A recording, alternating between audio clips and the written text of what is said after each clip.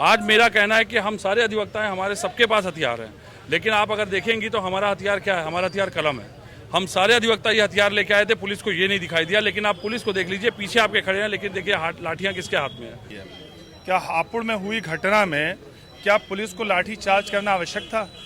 गिनती के अगर 10 वकील धरना प्रदर्शन कर रहे थे, क्या उनको इस बुरी तरह से उनको लाठियों से मारना, एक महिला तक को मारा जा रहा है जो किसी वकील साहब को बचा रही थी?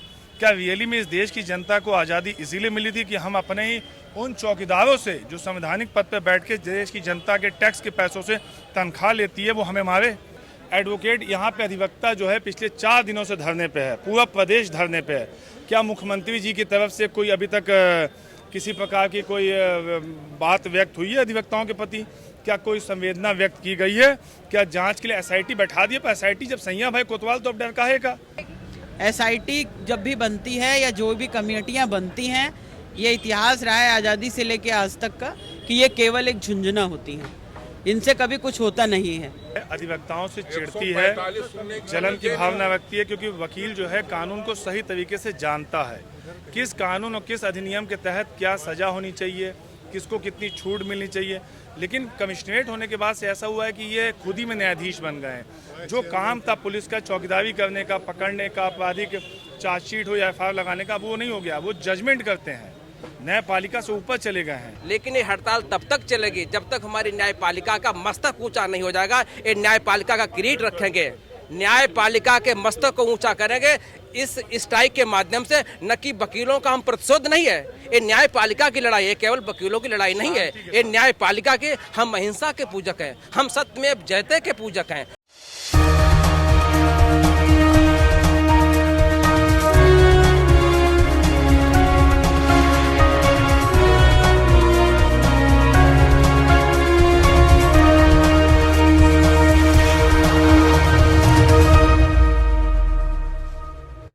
हापुड़ में वकीलों के साथ हुई बर्बरता के बाद आज उत्तर प्रदेश की राजधानी लखनऊ में भी वकीलों का आक्रोश देखने को मिला। टीवी 24 नेटवर्क की टीम ने जब वकीलों से बातचीत की तो उन्होंने कहा कि बार काउंसिल उत्तर प्रदेश की तरफ से उन्हें आश्वासन दिया गया है, उसी के बाद उन्होंने ये धरना प्रदर्शन स्थगित किया है।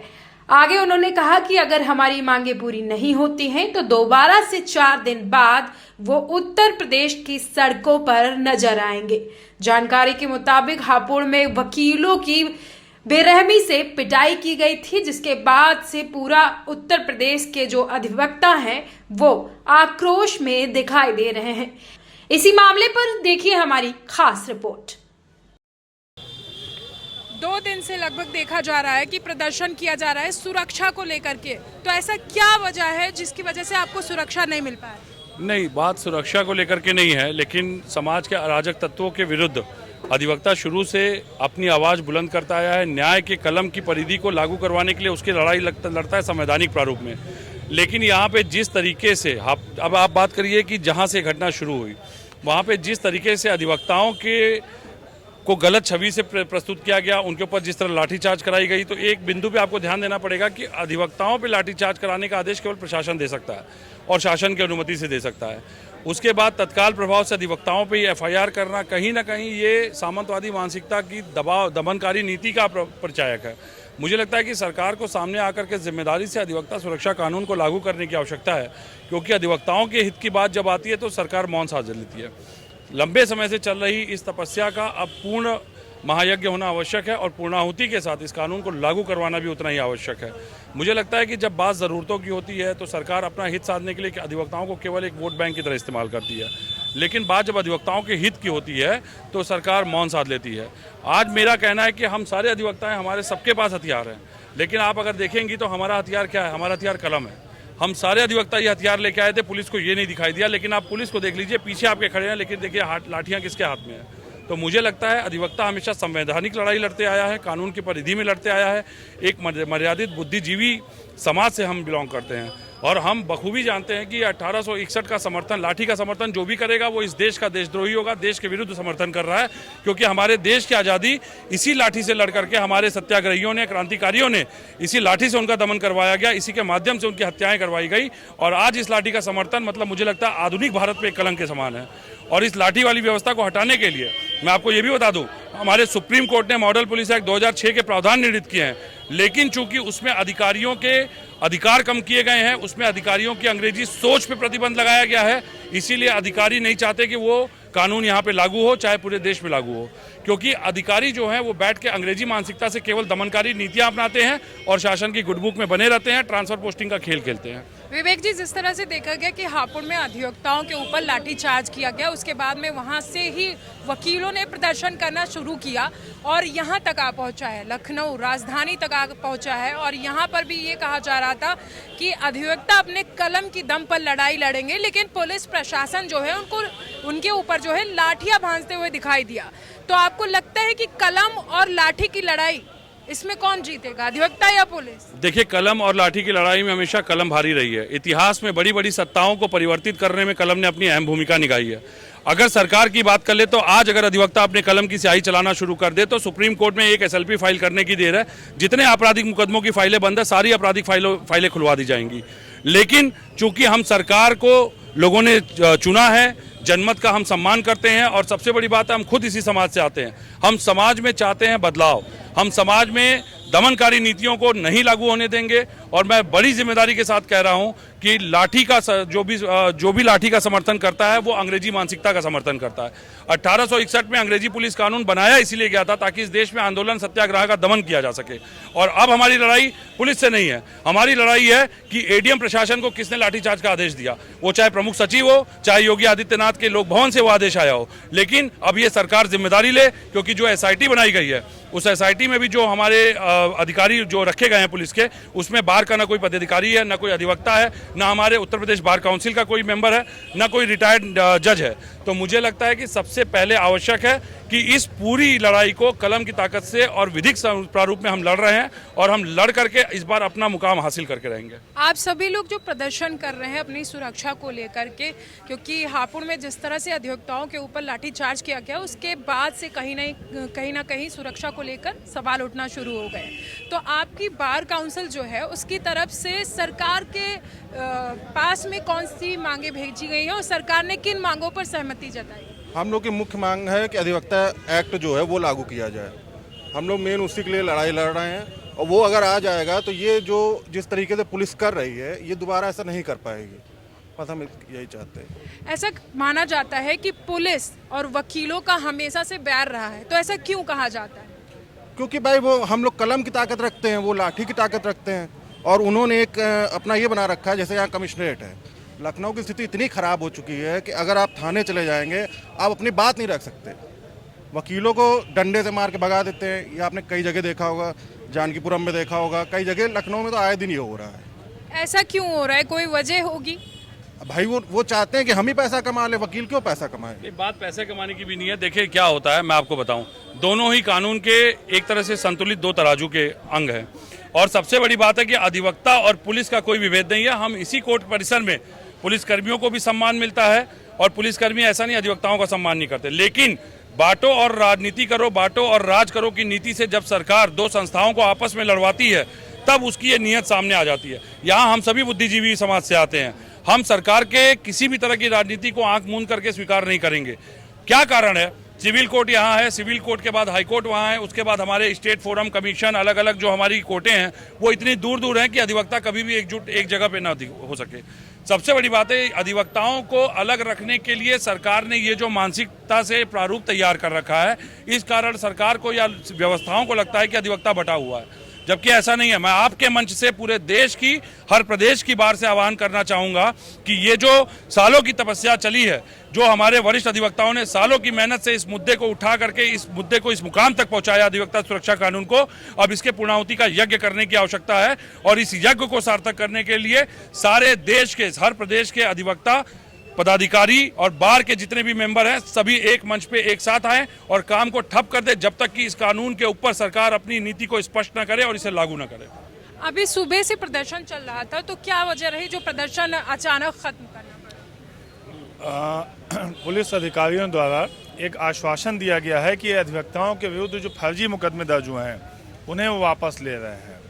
और सरकार ने भी कहीं ना कहीं आश्वासन दिया है कि अधिवक्ताओं को मांग को माना जाएगा, परंतु ऐसा लगता नहीं कि सरकार मानने की उम्मीद किसी भी उसमें है, क्योंकि अधिवक्ता एक ऐसा तबका है, ऐसा पढ़ा लिखा समाज है जो सही गलत का निर्णय करना जानता है। और अभी आपने एक बात पूछी कि आखिर पुलिस और अधिवक्ताओं के बीच में क्यों इतना मतभेद होता है। पुलिस एक चौकीदार की तरह है जिसका काम है कि अगर कहीं कुछ गलत हो रहा है या कुछ आपराधिक प्रवृत्ति के कार्य हो रहे हैं उसको रोकने का, और अधिवक्ता का काम है इस बात का न्यायालय तक ले जाना कि क्या सही है क्या गलत। तो कहीं ना कहीं इससे पुलिस को बहुत हानि होती है अधिवक्ताओं की वजह से, और इस वजह से पुलिस अधिवक्ताओं के खिलाफ रहती है। क्या हापुड़ में हुई घटना में क्या पुलिस को लाठी चार्ज करना आवश्यक था? गिनती के अगर 10 वकील धरना प्रदर्शन कर रहे थे, क्या उनको इस बुरी तरह से उनको लाठियों से मारना, एक महिला तक को मारा जा रहा है जो किसी वकील साहब को बचा रही थी।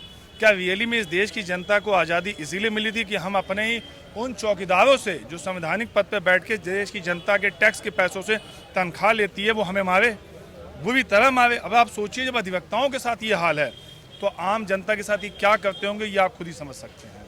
अगर मान लीजिए आपकी जो मांगे हैं वो सरकार की तरफ से नहीं मानी जाती हैं, तो उसके बाद आप लोगों का क्या कदम होगा? आज मैं सांकेतिक अनशन पे बैठा था। अगर हमारी मांग नहीं मानी जाती है तो मैं इस अनशन को आमरण अनशन तक लेके जाऊंगा, और अधिवक्ता एडवोकेट प्रोटेक्शन एक्ट सरकार को ना मानने की कोई वजह ही नहीं है।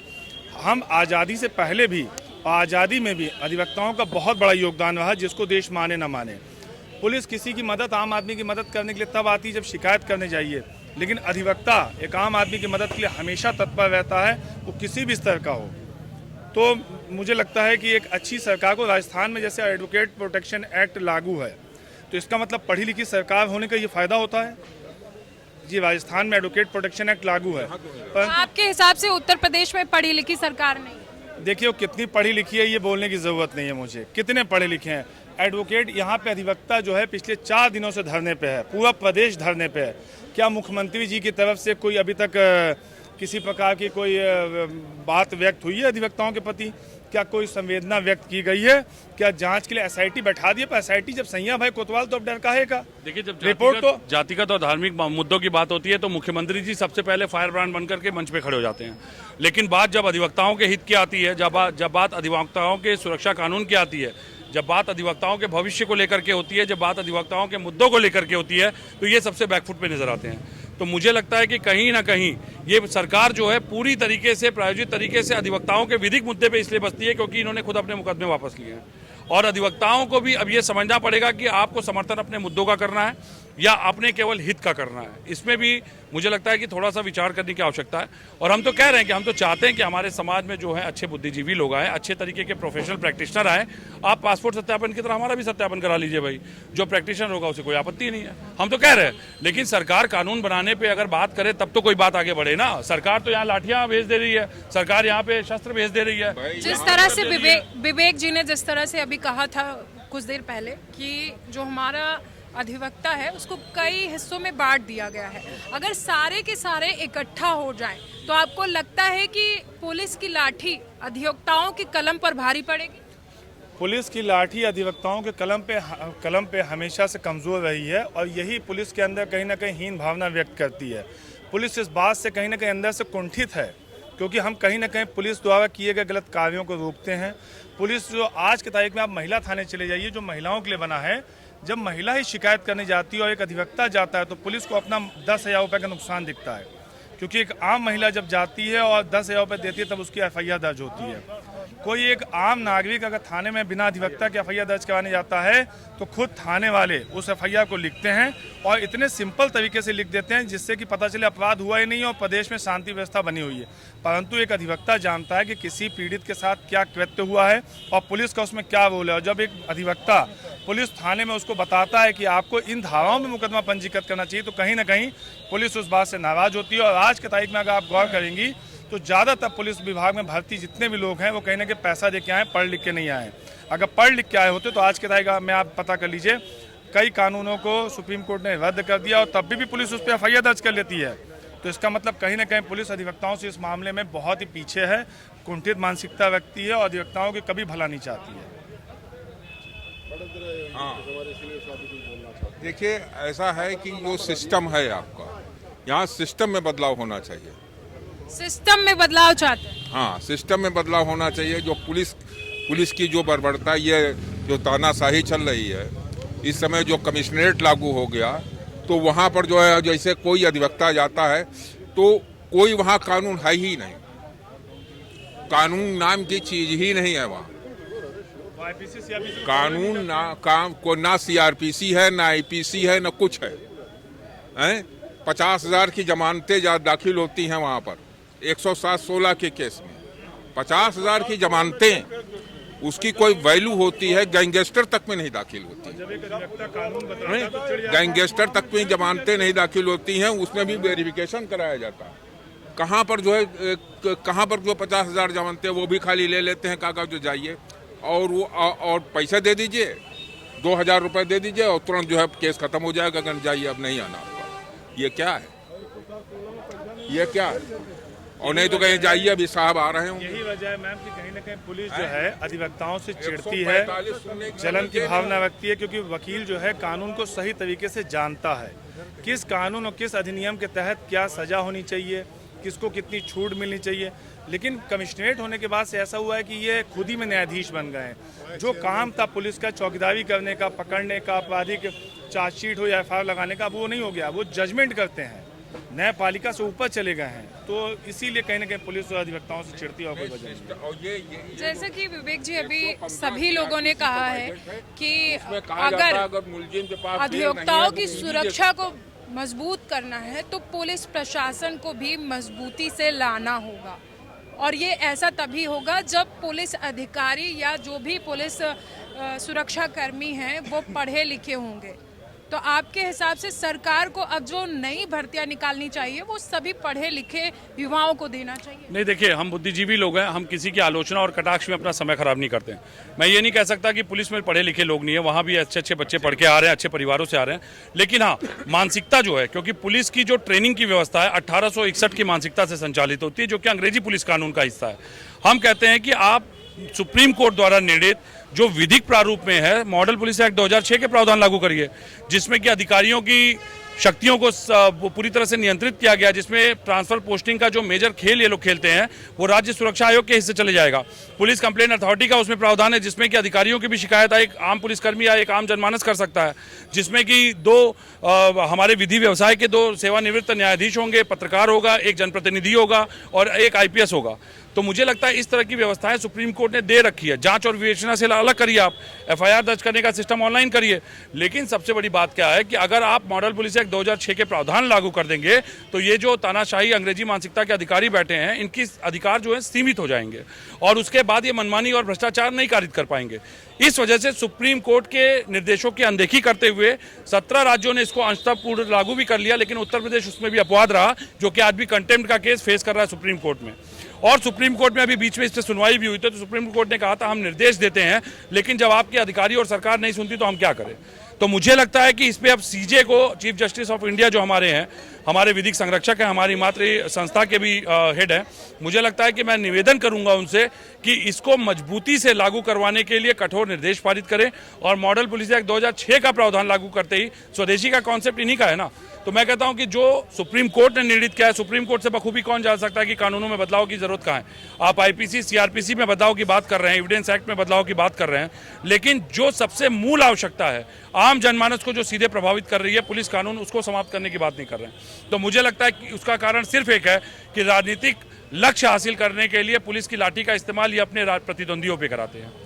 जैसे विवेक जी ने कहा कि अपने राजनीतिक लक्ष्य को साधने के लिए सरकार जो है पुलिस की लाठियां जो हैं अधिवक्ताओं पर भंजवा रही है, आप उससे सहमत हैं? ऐसा कि मैं एक बात बताऊंगा आपको, ये देश हमारा समन्वय से चला है और जो पुलिस ने लाठी चार्ज किया है अधिवक्ताओं पर, ये उनकी संवेदन विहीनता है। पुलिस का कर्तव्य होता है समाज में जस्टिस प्रदान करना, न कि लाठियाँ देना। ये हमारा कहाँ प्राविजन लिखा हुआ है कि अधिवक्ता पर या जनमानस पर पुलिस लाठी चलाए, ये कहीं प्राविजन नहीं है। लेकिन ये पुलिस की अराजकता, ये राजनैतिक अराजकता का पर्याय बनता जा रहा है पुलिस का तांडव। इस पुलिस के तांडव से हमारे समाज में कितनी आर्थिक नुकसान हुई है, जस्टिस कितना नुकसान हो रहा है, हमारी जनमानस जो आज दिन आ रही कोर्ट न्यायपालिका में आ रही, कितनी उम्मीद लेकर सरकार से लेकर आ रही है, न्यायपालिका से लेकर के आ रही है, और इस पुलिस के कर्तव्य कहते वो कर्तव्य का निर्वहन किया, उन्होंने तो न्याय को मारा है। भारतवर्ष के उत्तर प्रदेश की न्याय प्रणाली पर कुठाराघात है, क्योंकि एलएलबी करने के बाद ही लोग जज बनते हैं। ये न्यायपालिका पर कुठाराघात है पुलिस के द्वारा संविधान पर कुठाराघात है। पुलिस के द्वारा भारत के लोकतंत्र पर लाठी भाजी गई है। पुलिस के द्वारा भारत की राजनीतिक स्वस्थ परंपरा में लाठी भाजी गई। ये अधिवक्ताओं पर सिर्फ नहीं माजी गई ये लाठी। लेकिन पुलिस प्रशासन का भी कहना है कि उनके भी हाथ बंधे होते हैं, तो किसके बोझ तले वो दबे हुए हैं? आप ये बताएं, हाथ कैसे बंधे हैं? जो लाठी चार्ज करे हाथ बंधे हैं? किस तरह से हाथ बंधे हैं? ये तो बोल रहे ना, लाठी अगर हाथ बंधे थे तो वकील उनको मारते। वकील के हाथ बंधे थे क्यों? कानून को ज्ञाता होता है। अब आप देखिए, इंदिरा गांधी के चुनाव का रद्द कराया था जस्टिस जगमोहन लाल सिन्हा जी ना, और क्या नाम, एक अधिवक्ता महोदय थे, उन्होंने तो न्याय निर्धन को मिलता था। यहाँ रईस न्याय प्राप्त कर रहे हैं, पुलिस उनको अपने कस्टडी में लेकर के उनकी सेवा करती है, और हमारे जो न्यायपालिका है उस पर लाठियां भाज रही है। ये देश का दुर्भाग्य है। 179 लोगों ने जो भारत का संविधान लिखा है, ये उनकी तपस्या पर कुठाराघात है, भारत की संसद पर कुठाराघात है, भारत के विधानसभा पर ये लाठीचार्ज है, और भारत के नेतृत्व पर कुठाराघात है और ये लाठीचार्ज है। अधिवक्ता लोग आज़ादी से लेकर अब तक काली रात में मिली है, लेकिन ये हड़ताल तब तक चलेगी जब तक हमारी न्यायपालिका का मस्तक ऊंचा नहीं हो जाएगा। ये न्यायपालिका का किरीट रखेंगे, न्यायपालिका के मस्तक को ऊंचा करेंगे इस स्ट्राइक के माध्यम से। न कि वकीलों का हम प्रतिशोध नहीं है, ये न्यायपालिका की लड़ाई है, केवल वकीलों की लड़ाई नहीं है। ये न्यायपालिका के, हम अहिंसा के पूजक हैं, हम सत्यमेव जयते के पूजक हैं। हम उसमें भारत की संसद का जो शिलान्यास हुआ था, अयम निजा परेविद गणना लघु चेतसाम उदार चरिता नाम तु वसुदेव कुटुंबकम, हम सदैव उदार चरित्र से मैंने निर्वहन किया है। हमने तो अपने दुश्मन को भी अपने शेल्टर में अधिवक्ता ने राय दिया करके, शरण गए प्रभुताहीन त्यागा विश्व द्रोह कृत अगजई लागा। हम तो शरणार्थियों को भी अपनी गोद देते हैं। ये पुलिसकर्मी के जब आप थाने में आप जाइएगा, अगर अधिवक्ता ड्रेस नहीं पहने तो इनके अपशब्दों की झड़ी लग जाती है। ये हमारी पुलिस प्रणाली है। और मेरा निवेदन है सभी उत्तर प्रदेश के अधिवक्ता साथियों से, उत्तर प्रदेश के नहीं भारत की न्यायपालिका से, जजों से, जो जस्टिस है ऑनरेबल, कि जो हापुड़ में घटना घटी है उसमें रिटायर्ड चीफ जस्टिस के जो है मतलब चीफ बने, उसकी इंक्वायरी सेटअप होनी चाहिए और न्यायपूर्वक कार्य होना चाहिए। इसके अलावा भी न्यायपालिका पर पुलिस जो लाठीचार्ज किया है, इसको लेकर के हम लोग संघर्ष करेंगे और ये न्यायपालिका को हम लोग विजय दिलाकर रहेंगे, चाहे कुछ भी हो जाए। ये वकीलों की सिर्फ लड़ाई नहीं है, ये जनता के न्याय की लड़ाई है। हमारे साथ बातचीत के लिए मौजूद हैं यूपी की पूर्व ex vice chairman Madhulika Yadav ji. जिस तरह से हापुड़ में वकीलों के ऊपर लाठीचार्ज किया गया, उसके बाद में आज यहाँ पर भी प्रदर्शन किया गया, आपके हिसाब से क्या आश्वासन दिया गया है वकीलों को? देखिए, हमारी बहुत सारी मांगें थी, जिसमें से मात्र एक मांग आज मानी गई है, और आज जो है केवल जो वजीरगंज तो कोतवाली में जो वकीलों के खिलाफ जो मुकदमा हुआ था उसको समाप्त करने का आश्वासन दिया गया है। हमारी शेष सारी मांगें अभी भी पेंडिंग हैं। इसमें एक मांग थी कि जो हापुड़ में जो अधिवक्ताओं के साथ जो घटना घटित हुई है, उन अधिवक्ताओं के उन लोगों के खिलाफ जिन्होंने अधिवक्ताओं के साथ ये घटना घटित की है, उनके साथ FIR दर्ज होना, उनको सस्पेंड करना, टर्मिनेट करना, और इसके साथ साथ जो हमारी जो SIT बनाई गई है, उस SIT में बार काउंसिल के लोगों को शामिल करना, रिटायर्ड हाई कोर्ट या रिटायर्ड सुप्रीम कोर्ट जज को शामिल करना। अगर पुलिस वालों के खिलाफ कोई जो है मतलब पुलिस वालों की जांच करेंगे तो ऐसी SIT पर हमें भरोसा नहीं है। उस SIT में उन्हें जो हमारे हापुड़ बार एसोसिएशन के जो कम से कम एल्डर्स कमेटी के चेयरमैन हैं उनको शामिल करना चाहिए, बार काउंसिल के अध्यक्ष को शामिल करना चाहिए, और इसके साथ साथ हाई कोर्ट और सुप्रीम कोर्ट के रिटायर्ड जजेस को शामिल करना चाहिए। तब उस SIT का कुछ मतलब है। जिस SIT में सारे पुलिस के अधिकारी भर दिए, उस SIT का कोई मतलब नहीं है। आपके हिसाब से जो SIT गठित की गई है उसमें पुलिस के अधिकारी हैं और वो गलत है, लेकिन अगर आप सुरक्षा की बात कर रही हैं तो आपके हिसाब से क्या SIT बनने से ही अधिवक्ताओं की सुरक्षा मजबूत हो जाएगी? SIT जब भी बनती है या जो भी कमेटियां बनती हैं, ये इतिहास रहा है आज़ादी से लेकर आज तक का कि ये केवल एक झुंझुना होती हैं, इनसे कभी कुछ होता नहीं है। एसआईटी फैसआईटी की क्या जरूरत है? तो फिर बनाई क्यों जाती है मैम? बनाई क्यों जाती है? केवल इसलिए बनाई जाती हैं कि वकीलों को बहका सके, वकीलों को लॉलीपॉप पकड़ा सके, इसके अलावा इससे कुछ नहीं होना है। जो एसआईटी के बजाय अगर ये उन लोगों को सस्पेंड करते, टर्मिनेट करते, ट्रांसफर करते, उनके खिलाफ कुछ एक्शन लेते, तब होता। वो आज भी अपने अपने थानों पर अपनी जगह मौजूद हैं, तो इस एसआईटी का क्या मतलब है? ये सिर्फ जो है एक नाटक है और इस नाटक से वकील संतुष्ट होने वाले नहीं हैं। हमारी जो डिमांड है उसमें एक डिमांड हमारी एडवोकेट प्रोटेक्शन एक्ट लागू करने की भी है कि मध्य प्रदेश में 3 साल हो गया एडवोकेट प्रोटेक्शन एक्ट पास कर दिया गया, लेकिन उत्तर प्रदेश की बार काउंसिल के सदस्य और उत्तर प्रदेश की सरकार आज तक इस पर सोई हुई है और कोई मांग हमारी नहीं सुन रहे हैं कि उत्तर प्रदेश के वकीलों को भी जो है हमें भी एडवोकेट प्रोटेक्शन एक्ट चाहिए। कलम की लड़ाई को बहुत ही मजबूत माना जाता है, तो क्या अब कलम की जो लड़ाई है उत्तर प्रदेश में वो कमजोर हो गई है, जिसकी वजह से अब अधिवक्ताओं को पुलिस की मार झेलनी पड़ रही है? देखिए, कलम न कभी कमजोर था न कर होगा। जितनी भी क्रांति आती हैं वो कलम से आती हैं और ये सरकार को हम ये खुला चैलेंज देना चाहते हैं कि किसी गलतफहमी में ना रहें कि जिस तरह से उन्होंने आशा बहुओं को धमका लिया, शिक्षा मित्रों को धमका लिया, संविदा कर्मियों को धमका लिया, उस तरीके से ये सोच रहे हैं कि हमने सारे जितने भी आंदोलन सरकार के खिलाफ चल रहे थे सबको हमने धीरे धीरे कुचल डाला। तो ये अपनी गलतफहमी निकाल दें, वकीलों के आंदोलन को ये कुचल नहीं पाएंगे। सिर्फ थोड़ी कमजोरी हमारी बार काउंसिल की है, जिन्होंने कि आज के लिए हमें ये दिशा निर्देश दिया था कि आज आप जो 3 दिवसीय जो ये कार्यक्रम बार काउंसिल ने बना के भेजा है, उन्होंने ये बताया है कि पहले दिन केवल आप ज्ञापन देंगे, दूसरे दिन आप केवल जो है पुतला फूकेंगे, तीसरे दिन वो लोग हमें बताएंगे कि हम लोगों को विधानसभा का मार्च करना है, मुख्यमंत्री को ज्ञापन सौंपना है या कौन सी अगली रणनीति रहेगी। तीसरे दिन की रणनीति अभी बताई नहीं गई है। जैसे जैसे हमारी मातृ संस्था बार काउंसिल हमें बताती जा रही है वैसे हम करते जा रहे हैं। कुछ लोगों को ये भ्रम हो गया है कि शायद जो है एक एफआईआर के वापस लेने से वकीलों का आंदोलन खत्म हो गया है। ऐसा नहीं है। पूरे उत्तर प्रदेश का वकील बेहद नाराज है, बेहद गुस्से में है और आंदोलन हमारा चलता रहेगा।